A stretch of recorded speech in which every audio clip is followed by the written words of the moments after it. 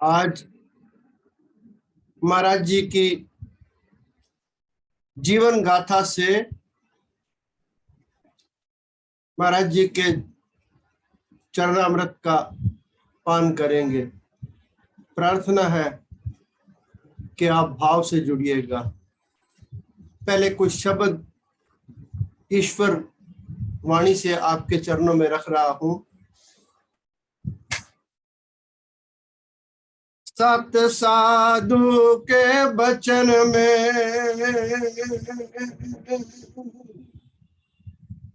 जो दृढ़ राखे विश्वास,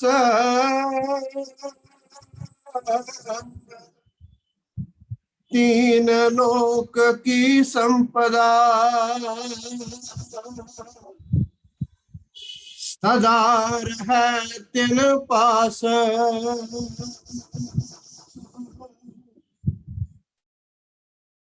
प्रभु दाता दातार है, तू नित हो भिखार।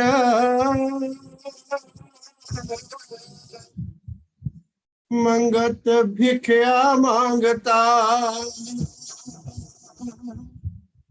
तेरे अनखुट भरे भंडार।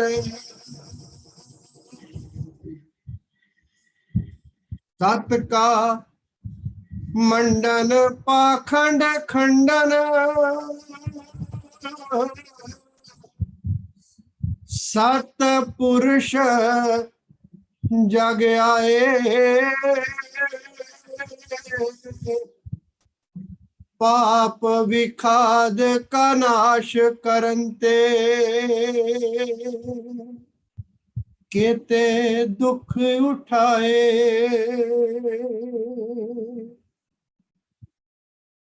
आज्ञा मानो साहेब की, तन मन होए खुशहाल। मंगत जीवन जगत में एको यही कमाल।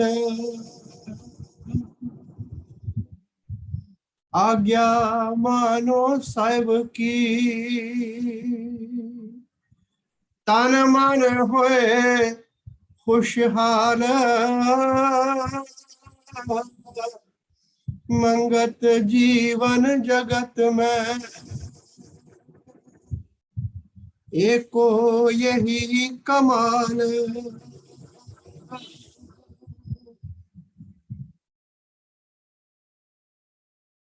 प्रेमी जी, एक सुल्तान बाहू हुए हैं मुस्लिम संप्रदाय में। महाराज का कथन था कि मुसलमानों में मुर्शिद के प्रति यकीनगी बड़ी पुख्ता होती है। सुल्तान बाहू अपने मुर्शिद के बारे में क्या फरमान करते हैं? ए तन मेरा चश्मा होवे, यानी दो आंखें हैं, इसी से संसार देख सकते हैं। वो फरमान करते हैं, ए तन मेरा पूरा शरीर जो है, बाकी कुछ हो या ना हो, बस उसमें सब शरीर में आंखें ही आंखें हो। ए तन मेरा चश्मा होवे, मैं मुर्शद वेख न रजा हूं। लूलू दे मुड़ लख लख चश्मा, एक खोलना एक कज्जा हो। यानी जितने मेरे रोम हैं उन सब में आंख ही आंख हो जाए और मैं गुरु चरणों के दर्शन करता रहूं, अपने पीर जी को देखता रहूं। लूलू दे मुड़ लख लख चश्मा, एक खोला एक कज्जा हो। इतनिया डिठियां सबर ना आवे। ये सब कुछ होने के बावजूद मेरे सारे शरीर की आंखें हो जाएं, मेरा रोम रोम में आंख लग जाए।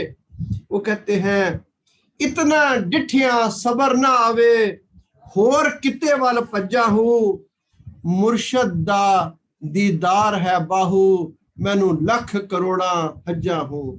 मुसलमान में हज करना बड़ी बात मानी जाती है। वो कहते हैं जिस दिन मुर्शद का दीदार हो जाए, उनके दर्शन हो जाए, तो लाखों करोड़ों हज के बराबर मेरा वो दिन हो गया। आज महाराज कृपा करें, महाराज जी के चरणों में बैठकर उनकी जीवन गाथा को श्रवण करते हैं। जीवन गाथा महान है, महाराज जी ईश्वर रूप है। इस दास से पढ़ने में जरूर गलती हो जाएगी, क्षमा कीजिएगा। प्रेमी जी, महाराज जी एक बार ना कुठाला में विराजमान थे, अपनी मौज में थे। महाराज जी चरणों में कुछ प्रेमी बैठे हुए थे। उस वक्त शायद भगत जी लंगर का बंदोबस्त वहां नहीं कर रहे थे या व्यवस्था नहीं थी। प्रेमी अपना अपना खाना लेकर महाराज जी के चरणों में पहुंचे। जब खाने का समय हुआ तो आपने फरमाया कि प्रेमी जी खाना खा लो। सब प्रेमी इधर उधर होकर खाना खाने लगे। महाराज ने फरमाया, प्रेमी ये फकीर तुम्हारी रोटी नहीं छीनते, इनके सामने ही बैठकर खाओ, इकट्ठे मिलकर बैठकर खाओ।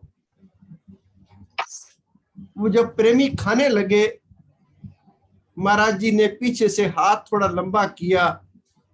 एक प्रेमी के भोजन से महाराज ने जूठी रोटी एक टुकड़ा तोड़ा और अपने मुंह में डाल लिया। फिर महाराज ने फरमाया, प्रेमी यही हमारी जिम्मेदारों की खुराक है। महाराज ये फरमान नहीं कर रहे हैं कि ईश्वर रूप तुम्हारे बीच में बैठे हुए हैं। प्रेमी बड़े शर्मिंदा हुए कि महाराज जी ने वो जूठी रोटी सेवन कर ली। महाराज फरमान करने लगे, प्रेमी हैरान और परेशान क्यों होते हो? सब छोटे बड़े मिलकर खाएं, प्रेम बढ़ता है। महाराज जी ने हमारा नाम प्रेमी रखा है ना, महाराज प्रेम का आदर्श दे रहे हैं। सब छोटे बड़े मिलकर खाएं, प्रेम बढ़ता है।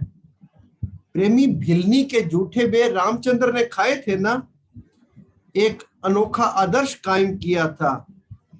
इसी तरह आपने छोटे बड़े के भेद को खत्म करके प्रेम का आदर्श कायम किया।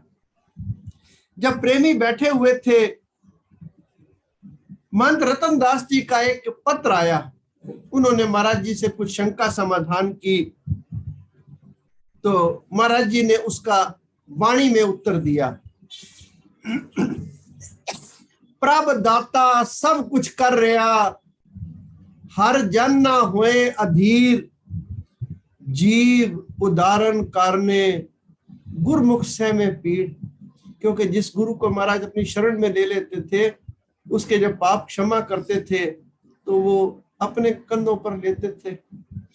प्रभ दाता सब कुछ कर रहा, हर जन ना होए अधीर, जीव उदाहरण कारने गुरमुख से में पीड़।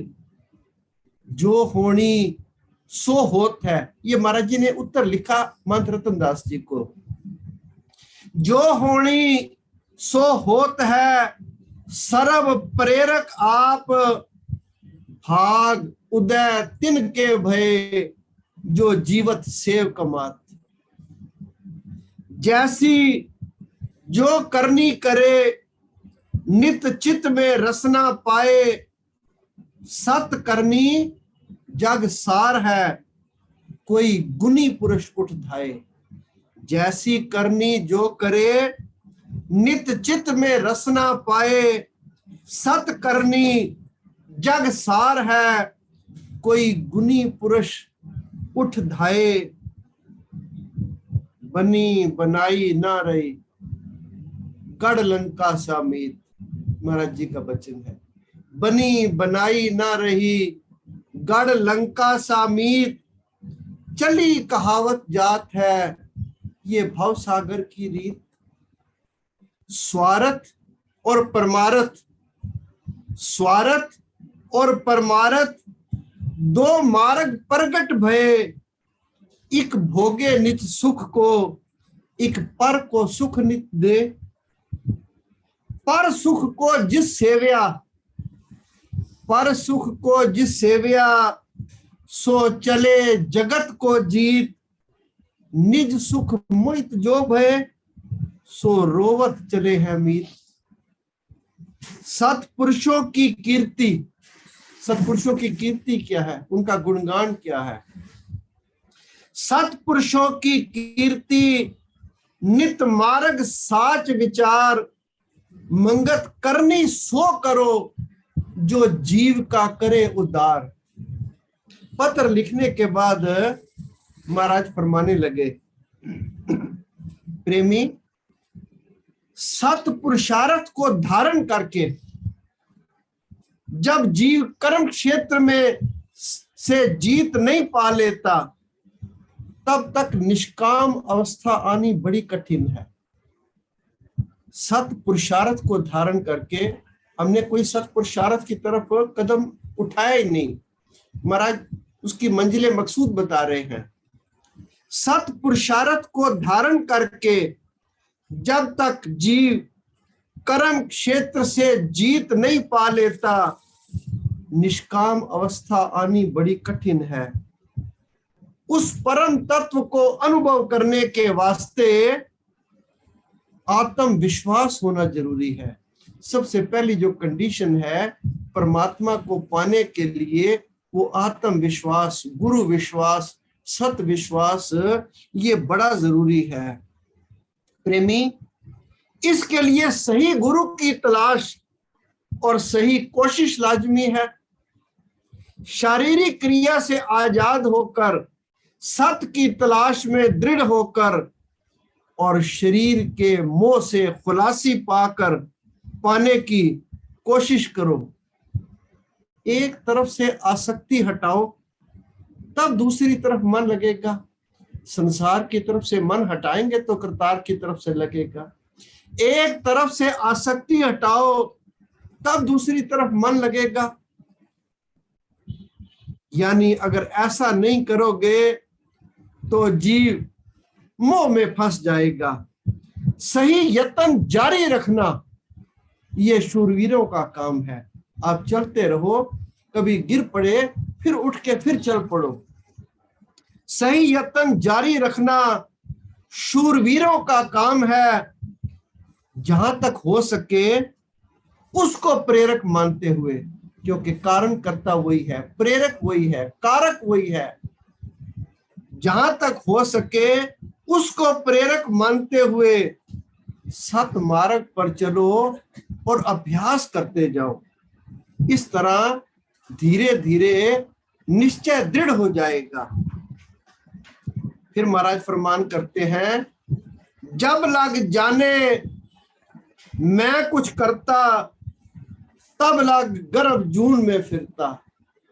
जब लग जाने मैं कुछ करता, तब लग गर्भ जून में फिरता।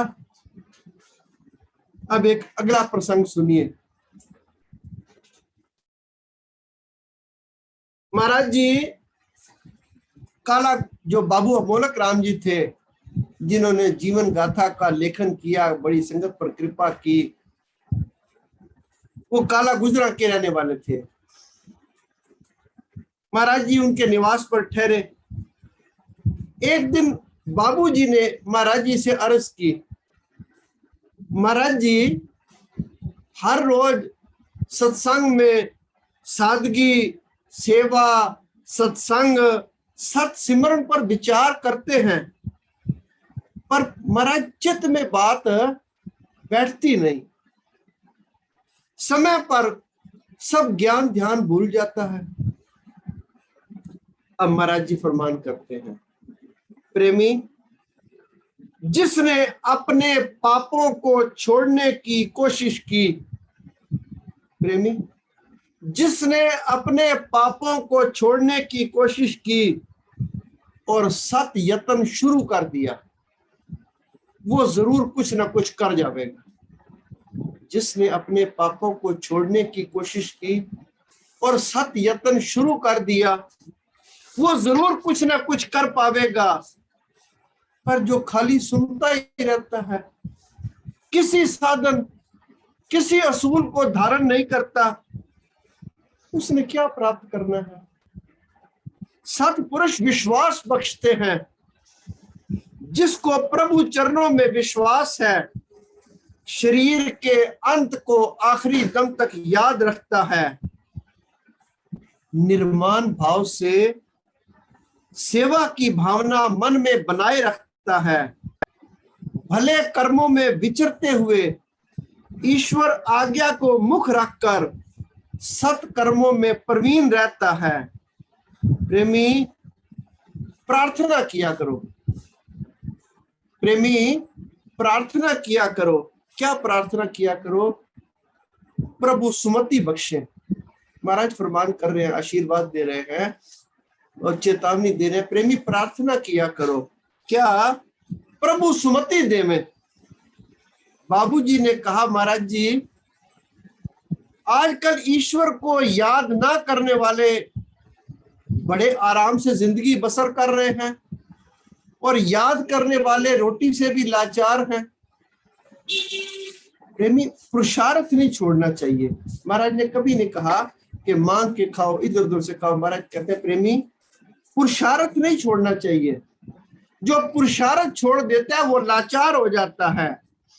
लाभ हानि से घबराते नहीं, सत्कर्म करते जाओ।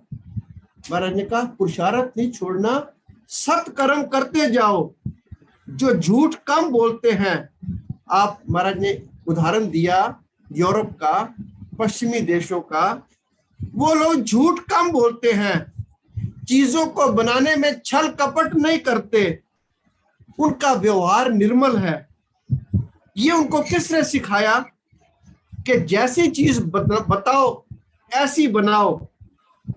प्रेमी, तुम अच्छे असूल धारण करो। खाली आजा रामा आजा, कड़ा मुंह में पाजा। तुम लोग कथनी के में चलने वाले हो, वो लोग कुछ करके दिखलाते हैं। राम को नहीं भी पाएंगे तो राम की माया को तो जान जाएंगे। यहां कोई एक चीज ऐसी नहीं है जहां मिलावट ना हो। खाने पीने की चीजों को तुम नहीं छोड़ते। प्रेमी, ईश्वर तुम्हें सत बुद्धि दे। अब एक प्रसंग और सुनिए आप। जहां काला गुजरा में बाबूजी के पास महाराज जी ठहरे हुए थे, एक प्रेमी थे मुकुंद लाल जी दत्त। वो महाराज जी के पास आए। वो उस वक्त अहमदाबाद में के पास गुजरात में इनकम टैक्स में लगे हुए थे। उन्होंने महाराज जी के चरणों में प्रार्थना की, विनम्रता से, आजी से।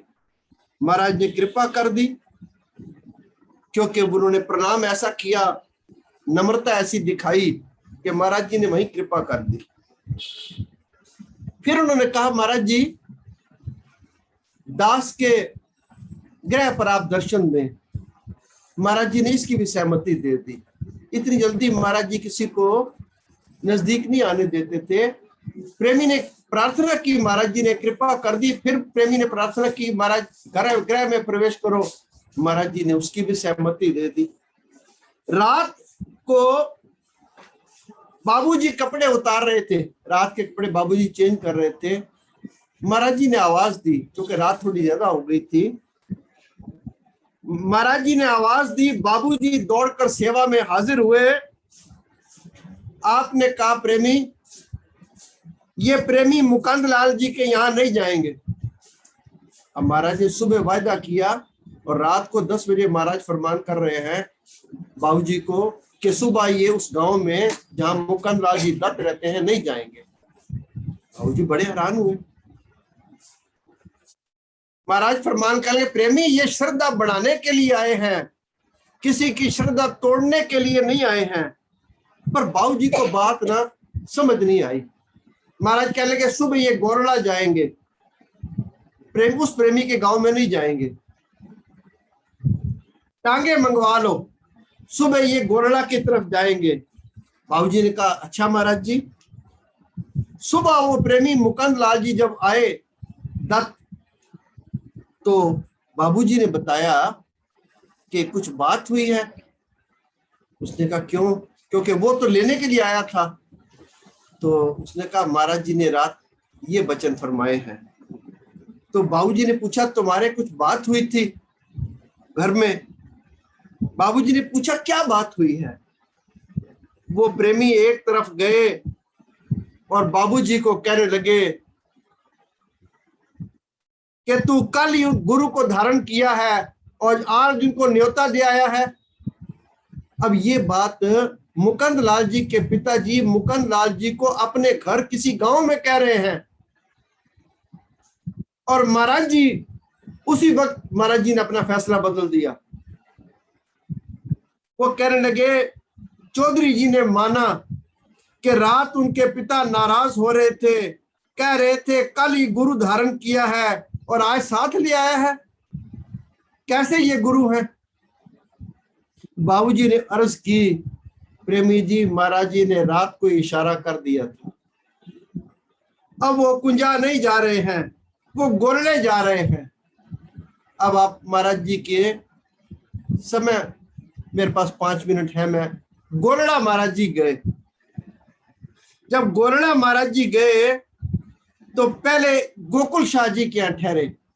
ये गोकुल शाह जी और पाल शाह जी मेरी दास की, मेरी चाची जी आगरा में होती हैं, पाल शाह जी उनके पिताजी थे। पाल शाह जी को ना शराब पीने का लत थी उनको। अब महाराज जी जब उनके घर में पहुंचे तो महाराज जी ने कहा प्रेमी इनके लिए किसी बाग में कोई और जगह इंतजाम देखना था। पाल शाह जी कहने लगे महाराज सुबह देखेंगे, अभी रात को आप यहीं ठहरो। अब पाल शाह जी की मर्जी, ये सोच ये थी कि महाराज जी अभी थोड़ी देर में सो जाएंगे और पीछे जो अलमारी में शराब की बोतल पड़ी हुई है मैं निकाल कर अपना अमल पूरा कर लूंगा। अब महाराज जी ठीक उस अलमारी के जो नीचे महाराज बैठ गए। वैसे महाराज रात को कई बार चले जाते हैं। उस रात सारी रात महाराज जी उस जो बारी या अलमारी थी उसके नीचे बैठे रहे। पाल शाह जी को भी नींद नहीं आई। पाल शाह जी देखते रहे कि महाराज जी की आंख लगे और ये चुपचाप वो अपनी बोतल निकाल रहे। सुबह हुई तो उन्होंने देखा कि महाराज जी तो सोते ही नहीं है। सारी रात महाराज जी वही समाधि लगाए बैठे रहे और पाल शाह जी इंतजार करते रहे कि कब महाराज सोए और ये बोतल निकाल रहे। सुबह महाराज जी का आसन बाहर ले जाया गया। शाम को महाराज जी ने विचार दिए। अब शाम को महाराज जी सत्संग में क्या विचार देते हैं? प्रेमी बाहर से तो तुम बड़े सादे लगते हो। रात महाराज जी ने कुछ नहीं कहा कि तुमने क्या किया और इन्होंने क्या किया। महाराज फरमान करते हैं प्रेमी बाहर से तो तुम बड़े सादा लगते हो, अंदर कैसे विचार धारण कर रखे हैं? प्रेमी वो बाहर से तुम बड़े सादा लगते हो, अंदर से कैसे विचार धारण कर रखे हैं?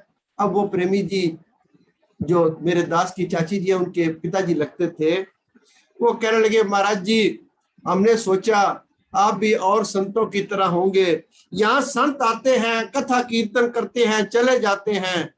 जिस तरह आप जोर देकर फरमाते हैं मांस छोड़ दो, शराब छोड़ दो, ऐसा आज तक महाराज जी किसी संत ने नहीं कहा। महाराज ने कहा प्रेमियों कल गांव के सब लोग शराब और मांस छोड़कर आओ, सुबह 10 बजे सब यहां हाजिर हो। दूसरे प्रेमियों को भी ऐसा कह दो। ये वचन सुनने के बाद महाराज जी ने भगत जी को बुलाया। महाराज जी ने आदेश तो दे दिया कि सब प्रेमियों को बोल दो सुबह 10 बजे हाजिर हो, शराब और मांस छोड़ने का संकल्प लेकर आओ। अब फिर महाराज जी ने क्या कहा? भगत जी को बुलाया। भगत जी को बुलाया और जाकर के आए कि सुबह के वास्ते इनकी चाय रोटी सब गांव वालों को बंद कर दो। सुबह किसी के यहाँ से चाय रोटी नहीं आएगी। कहना जब तक तुम इन चीजों को नहीं छोड़ोगे फकीर तुम्हारी रोटी ग्रहण नहीं करेंगे, तुम्हारी रोटी सेवन नहीं की जाएगी। आज्ञा का पालन किया गया। दूसरे दिन अब महाराज आप अंदाजा लगाए कि हम कहाँ हैं, हमने महाराज जी की बात को कितना माना और कैसे महाराज हमारे रोगों को दूर करते थे, कितनी उनको इस बात की वो थी। दूसरे दिन जब प्रेमी चरणों में हाजिर हुए, क्योंकि प्रेमियों ने कह दिया कि नहीं महाराज छोड़ देंगे, महाराज ने कागज का एक टुकड़ा उठाया और फरमाया सब प्रेमी इस पर हस्ताक्षर करो। आज से मांस, शराब, कोई नशे वाली चीज का सेवन नहीं करोगे। अगर हस्ताक्षर नहीं करोगे तो ये बिना खाए पिए यहां से चले जाएंगे। आपके इस मजबूत व्यवहार का प्रेमियों पर बड़ा असर हुआ। एक बूढ़े प्रेमी रामधन जी ने महाराज जी के चरणों में प्रार्थना की, महाराज जी पहला खाया पिया कौन बख्शेगा। प्रेमी पिछले पापों को इधर भेंट कर दो। रामधन जी बुजुर्ग थे, उनके जब सीने में बात लग गई, उन्होंने कहा महाराज जी, क्योंकि मैं आपकी सेवा में अर्ज कर दूं, पीछे मैं एक बार सत्संग में एक प्रेमी जी के यहाँ गया, उनका जीवन बड़ा अच्छा हो गया, लेकिन वो कहने लगे जब हम पाकिस्तान में थे तो एक बार किसी वजह से मांस नहीं मिला, सिर्फ 2 किलो ही मिला, तो घर में शोर मच गया कि 2 किलो का बनेगा क्या, एक एक टुकड़ा हाथ नहीं आएगा। वो कहते हैं इतनी लत थी शराब उसकी मांस की जो महाराज जी ने छुड़ाई। अब यहाँ वो प्रेमी रामधन जी फरमाते हैं कि महाराज जी पिछला खाया पिया कौन बख्शेगा। प्रेमी पिछले पापों को इधर छोड़ दो, आगे के वास्ते विचार करो। सब प्रेमियों ने आज्ञा का पालन किया और नशे की चीजों को और मांस को ना इस्तेमाल करने का प्रण किया। कस्बे में जब खबर ये फैली, वो बोले ये कैसा संत है, इसने कोई जादू किया है। सब लोग मांस और मदिरा त्याग कर सत पर चलने लगेंगे। अब महाराज जी के इन वचनों ने गोलड़ा निवासियों की काया ही पलट दी। मैं आपसे फिर अर्ज करूं, फिर वो पालशाह जी महाराज जी के ऐसे मुरीद बने कि उनका परिवार आज तक महाराज जी के चरणों से जुड़ा हुआ है। पढ़ते हुए ना, क्योंकि ईश्वर की बात मैंने आपके सामने रखी तो इतने आदर पूर्वक मैं नहीं पढ़ सका जिसकी ये पढ़ना जायज बनता था। तो आपके चरणों में बेनती है कि जरूर गलती हुई होगी, आप क्षमा कीजिएगा। ओम ब्रह्म सत्यम सर्ववाद।